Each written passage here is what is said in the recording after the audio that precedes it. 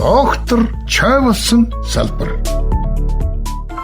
Дорнот аймаг Монгол орны хамгийн дорн зүгт оршдог. Умард талаараа Оросын холбооны улс, дорнот талаараа бүгд найрамдах Хятад ард улс, баруун урд, баруун талаараа Сүхбаатар, Хинти аймагт тус хаяалан тэгш тал газар оршин байна.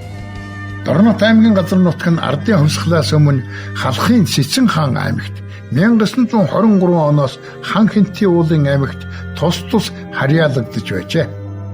Улсын баг хурлын тэргүүлэгчдийн 1931 оны тогтоолоор хан Хинти аймгаас туурах тусгаарлан Дорнот аймгийг 20 сумтайгаар байгуулсан юм а.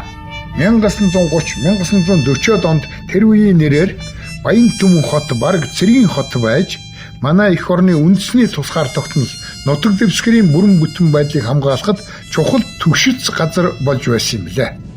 1939 оны халахын голын дайнд Монгол зөвлөлтийн цэргүүд Японы эзэн төрөмгийлэгчдийн эсрэг гармгаа байлдаж ялалт байгуулсан түүхтэй. Дорнот аймгийн нутагт түүх тусгалын газруудаас гадна гадаадын жуулчдын сонирхлыг татдаг хялгант хэрийн өвсөн далай, цагаан зарийн гол бэлчээр Менингийн тал буюу манай орны хамгийн том тэгш тал бий. Хэрлэн, онон, улц, халах, нөмөргийн голуудаас гадна том жижиг олон гол горих нуур цойромтой. Дорнот аймгийг 1992 онд хөдөлмөрийн гавьяаны улаан тугийн одон гор, 2009 онд Чойволсон хотыг байлдааны гавьяаны улаан тугийн одон гор тус шагнасан.